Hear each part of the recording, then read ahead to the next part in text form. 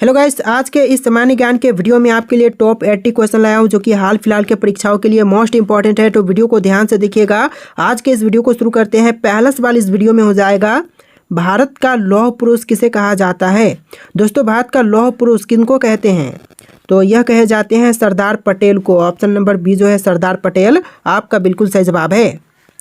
चलिए अगला सवाल, कुचिपुड़ी नृत्य शैली मुख्यतः किस राज्य से संबंधित है। देखिए, कुचिपुड़ी नृत्य शैली जो है वह संबंधित है आंध्र प्रदेश से। ऑप्शन नंबर ए जो है आंध्र प्रदेश आपका बिल्कुल सही जवाब है। सारे क्वेश्चन इंपॉर्टेंट है, वीडियो को ध्यान से देखिएगा और वीडियो को लाइक करके चैनल को सब्सक्राइब कर लीजिएगा। चलिए अगला सवाल है, प्रसिद्ध सांची स्तूप किसके समय में बना था। देखिए, जो प्रसिद्ध सांची स्तूप है वह बना था अशोक के शासनकाल में। ऑप्शन नंबर ए जो है अशोक बिल्कुल सही जवाब है।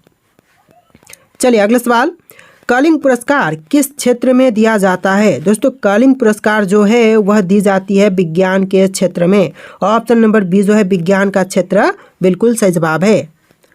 चलिए अगला सवाल, किसे भारत के ग्रैंड ओल्ड मैन के रूप में जाना जाता है। तो ग्रैंड ओल्ड मैन के रूप में जानते हैं दादा भाई नौरोजी को। ऑप्शन नंबर ए जो है दादा भाई नौरोजी आपका बिल्कुल सही जवाब हो जाएगा। चलिए अगला सवाल है, हैदराबाद में चार मीनार का निर्माण किसने करवाया था। दोस्तों, हैदराबाद में चार मीनार का निर्माण करवाने वाले यह हो जाएंगे Quli Qutub Shah. Option number C जो है कुली कुतुब शाह बिल्कुल सही जवाब है। चलिए अगला सवाल, लुम्बिनी किसका धार्मिक स्थल है। दोस्तों, लुम्बिनी किनका धार्मिक स्थल है इनमें से। तो यह बौद्धों का है। ऑप्शन नंबर ए जो है बौद्धों का धार्मिक स्थल है लुम्बिनी। चलिए नेक्स्ट क्वेश्चन, पल्लव की राजधानी किस शहर में थी। दोस्तों, पल्लव की राजधानी जो थी इनमें से कौन से शहर में थी। मदुरै में, हम्पी में, वातापी में या फिर कांचीपुरम में। तो यह था कांचीपुरम में। ऑप्शन नंबर डी जो है कांचीपुरम आपका बिल्कुल सही जवाब है। चलिए क्वेश्चन नंबर 9 है, राजा राममोहन राय किसके संस्थापक थे। इनमें से राजा राममोहन राय किनके संस्थापक थे। तो यह थे ब्राह्म समाज के संस्थापक। ऑप्शन नंबर ए जो है ब्राह्म समाज बिल्कुल सही जवाब है। चलिए अगला सवाल, निम्नलिखित में से 1192 ईस्वी में कौन सा युद्ध हुआ था। 1192 में जो युद्ध हुआ था इनमें से कौन से युद्ध होंगे। तो यह युद्ध हो जाएगा नारायण का द्वितीय युद्ध। ऑप्शन नंबर बी जो है नारायण का द्वितीय युद्ध जो कि 1192 में हुआ था। चलिए अगला सवाल है, केसर का सर्वाधिक उत्पादन किस राज्य में होता है। देखिए, केसर का सबसे ज़्यादा उत्पादन जो है यह होता है जम्मू कश्मीर में। ऑप्शन नंबर ए जो है जम्मू कश्मीर आपका बिल्कुल सही जवाब है। चलिए क्वेश्चन नंबर 12 है, इंडियन नेशनल आर्मी किसके द्वारा बनाई गई थी। इंडियन नेशनल आर्मी की स्थापना करने वाले थे कैप्टन मोहन। देखिए, यहाँ पर कोई भी ऑप्शन में नहीं है, लेकिन यह जनरल नॉलेज के लिए आपके लिए इंपॉर्टेंट होगा। इंडियन नेशनल आर्मी की सबसे पहले स्थापना किए थे कैप्टन मोहन, फिर दूसरी बार इसके किए थे सुभाष चंद्र बोस सिंगापुर में। ऑप्शन नंबर ए इस क्वेश्चन का राइट आंसर होगा। अगर ऑप्शन में अगर सुभाष चंद्र बोस है तो आपका आंसर ऑप्शन नंबर ए रहेगा, सुभाष चंद्र बोस। चलिए क्वेश्चन नंबर 13 है, नथुराम गोडसे ने महात्मा गांधी को गोली कब मारी थी। देखिए, नथुराम गोडसे ने महात्मा गांधी को गोली मारा था 30 जनवरी 1948 में। ऑप्शन नंबर डी जो है 30 जनवरी 1948 आपका बिल्कुल सही जवाब है। चलिए क्वेश्चन नंबर 14 है, कांग्रेस द्वारा पूर्ण संविधानिकता का प्रस्ताव कब पारित किया गया था। तो पूर्ण संविधानिकता का प्रस्ताव यह पारित हुआ था 1928 में। ऑप्शन नंबर ए जो है 1928 आपका बिल्कुल सही जवाब है। चलिए अगला सवाल है, विजयनगर साम्राज्य पर सबसे पहले किस राजवंश का शासन था। तो विजयनगर साम्राज्य पर सबसे पहले जिस राजवंश का शासन था यह हो जाएगा संगम। ऑप्शन नंबर ए जो है संगम आपका बिल्कुल सही जवाब है। चलिए अगला सवाल, भारत में आपातकाल की घोषणा किस अनुच्छेद में है। देखिए, आपातकाल की घोषणा जो है वह भारत में अनुच्छेद 352 में है। ऑप्शन नंबर डी आर्टिकल 352 आपका बिल्कुल सही जवाब है। चलिए अगला सवाल, गांधी जी ने प्रथम सत्याग्रह अभियान कहाँ से प्रारंभ किया था। तो गांधी जी द्वारा प्रथम सत्याग्रह अभियान प्रारंभ किया गया था चंपारण से। ऑप्शन नंबर बी जो है चंपारण आपका बिल्कुल सही जवाब है।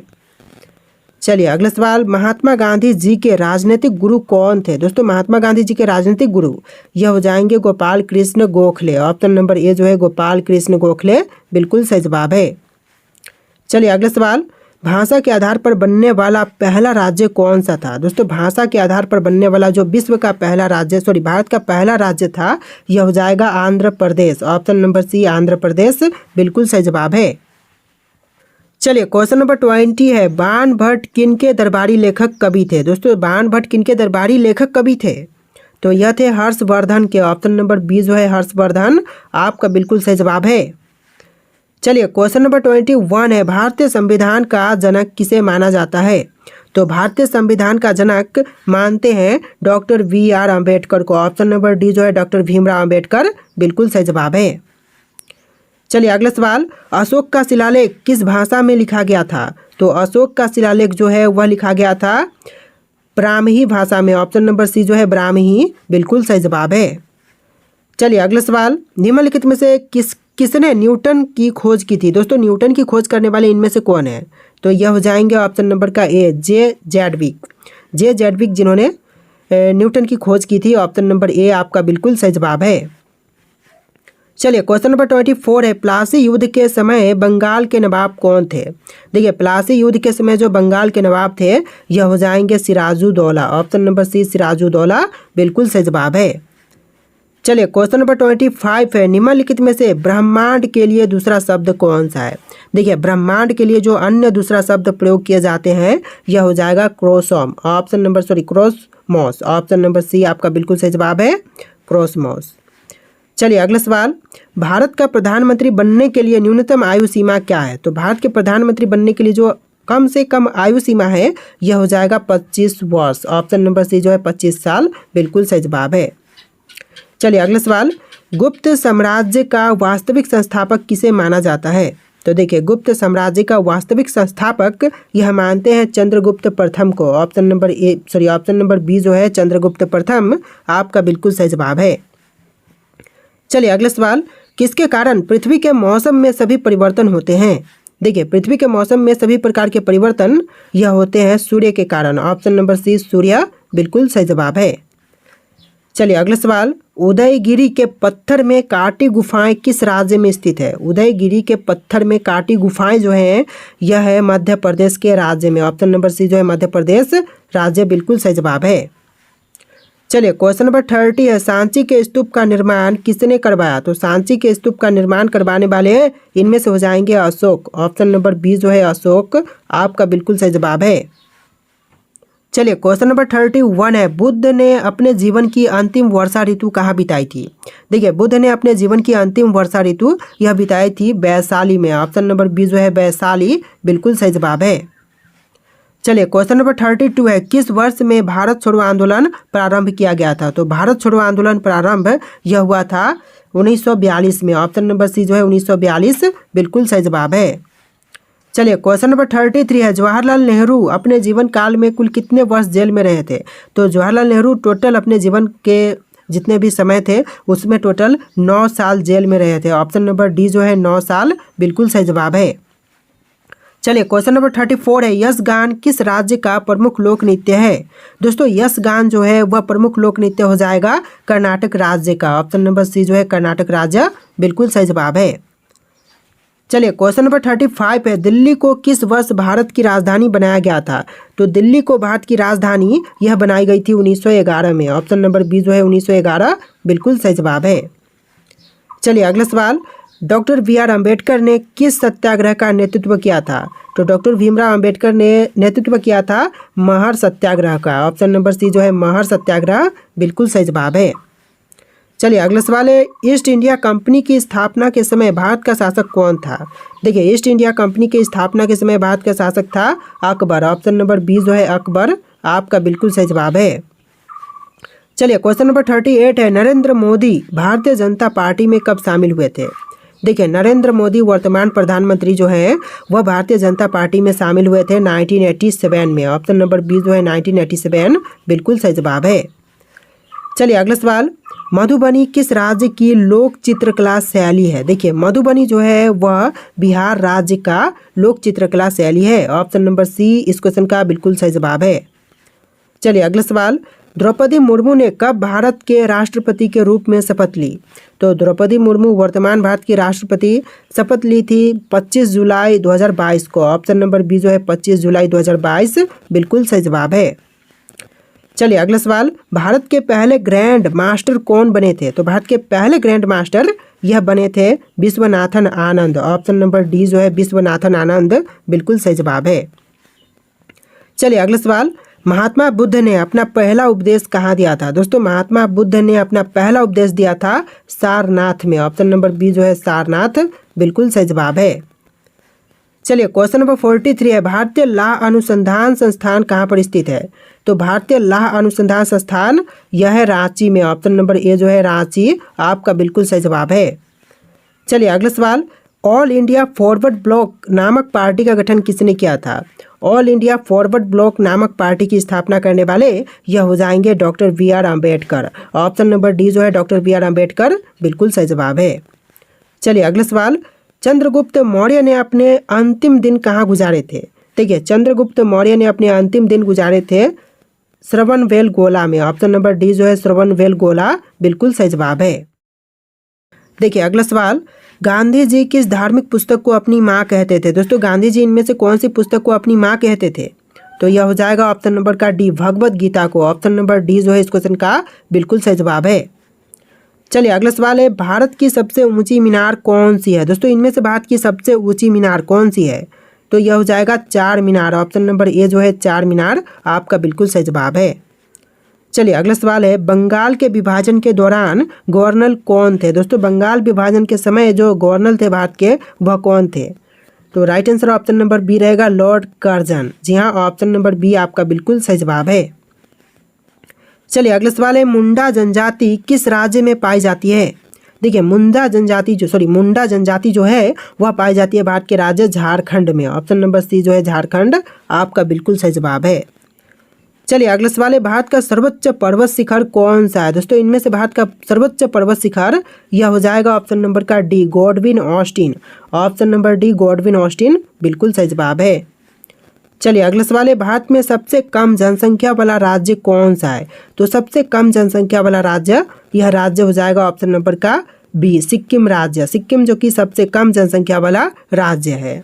तो देखिए अगला सवाल है, इतिहास का पिता किसे कहा जाता है? दोस्तों इतिहास का पिता इनमें से किनको कहते हैं? तो यह कहे जाते हैं हेरोडोटस को। ऑप्शन नंबर ए जो है हेरोडोटस बिल्कुल सही जवाब है। चलिए अगला सवाल है, निम्न में से किसके द्वारा हड़प्पा की खोज की गई थी? दोस्तों हड़प्पा की खोज इनमें से किनके द्वारा की गई? तो इनको खोज करने वाले थे Dayaram Sahni. Option number A जो है दयाराम साहनी बिल्कुल सही जवाब है।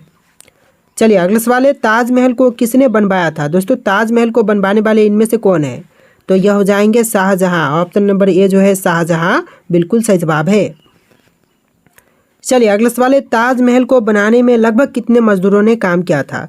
देखिए ताजमहल को बनाने में लगभग मजदूर टोटल 20,000 ने काम किया था। ऑप्शन नंबर बी जो है 20,000 बिल्कुल सही जवाब है। चलिए अगला सवाल है, क्वेश्चन नंबर 5, गौतम बुद्ध की मृत्यु कहाँ पर हुई थी? दोस्तों गौतम बुद्ध की मृत्यु जो हुआ था वह कहाँ पर हुआ था? तो यह हुआ था कुशीनगर में। ऑप्शन नंबर डी जो है कुशीनगर बिल्कुल सही जवाब है।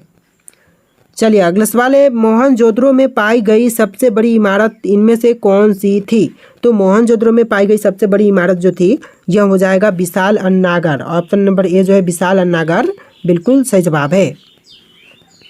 चलिए अगला सवाल है, सिंधु घाटी सभ्यता की मुख्य विशेषता इनमें से क्या मानी जाती है? तो सिंधु घाटी सभ्यता की जो मुख्य विशेषता है इनमें से मानी जाती है ऑप्शन नंबर का डी व्यवस्थित शहरी जीवन। ऑप्शन नंबर डी व्यवस्थित शहरी जीवन बिल्कुल सही जवाब है। चलिए अगला सवाल है, भारत में प्रत्यक्ष ब्रिटिश शासन कब प्रारंभ हुआ था?